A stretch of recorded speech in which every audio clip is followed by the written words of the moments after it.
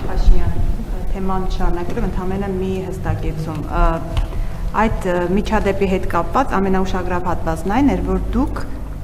գիտեիք, որ տոն է, մարդիկ եկեղեցում լիքն են, եւ դուք ինչու փորձեցիք մարդկանց միջով ջեղքելով անցնել հասնել խորան։ Երբ որ ուշացած են գալիս եկեղեցի, սովորաբար վերջում են կանգնում, աղոթում են, ինչն է պատճառը խորան մոտենալու, եւ երբ որ ձեր թիմակիցները ասում են սադրանք, հիմա սադրանքը ո՞րն է, որ դուք դիտմամբ եք գնացել, որ սադրանք լինի, չեմ հասկանում, երբ որ դա անվանում են սադրանք։ Այս հստակեցումը արեք, ինչու ճեղքեցիք անցակ։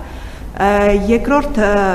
դուք Ռուսաստանում խոսում եք, որ Հայաստանը դեմոկրատական երկիր է, բայց օրինակ քաղաքական ուժերից մեկը միասնության թեմվերը ահազանգում է, որ նրանց տարածք չեն տալիս մեծամորում եւ իրենց կամավորների հետ կապված ճնշումներ են գործադրում։ Հիմա եթե դեմոկրատիա է, սա ինչի մասին է խոսում։ Եվ նաեւ մի հստակեցում, դուք Պուտին, Փաշինյան զրույցը, երբ որ մենք տեսնում ենք, բավականին ոչ դիվանագիտական էր, բավականին բաց էր խոսակցությունը, բայց դրանից ավելի բաց էր փոխվարչապետի հայտարարությունները դրան հետևած։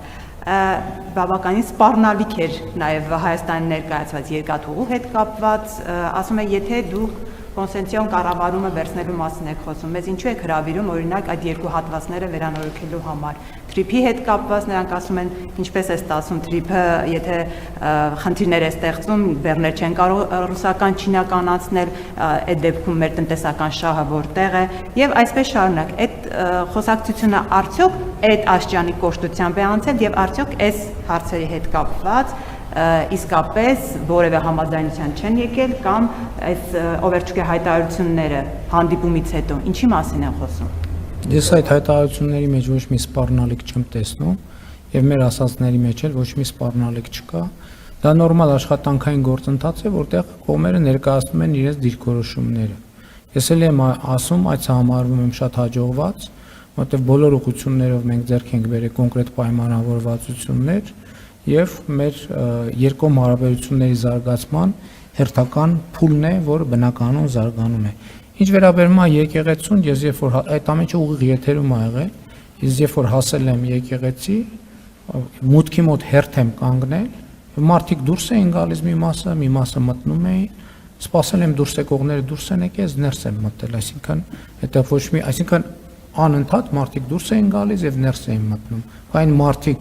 որ ես գնացել էի ինձնից առաջ կանգնած էին, իրանք ներս մտան, եկավ ներս մտնելու իմ հերթը, ես էլ ներս մտա, այսինքն ինչու պիտի եկեղեցի ներս չմտնեմ։ Դա իսկ կներեք ինչու պիտի խորան չգնամ։ Այսինքն այդ որտեղ է ասված, որ ես պետքա խորան չգնամ։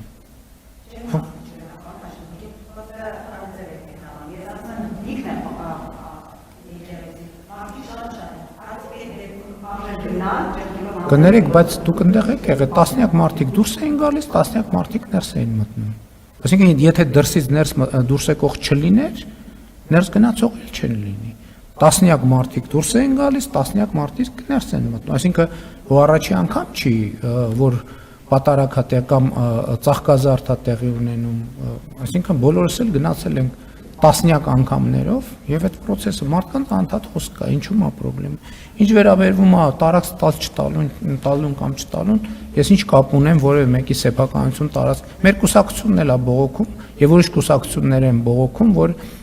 անշարժ գույք վարձակալության գները բարձրացել են եւ նաեւ դժվար է տարածք գտնել։ Բայց ինչ անեմ։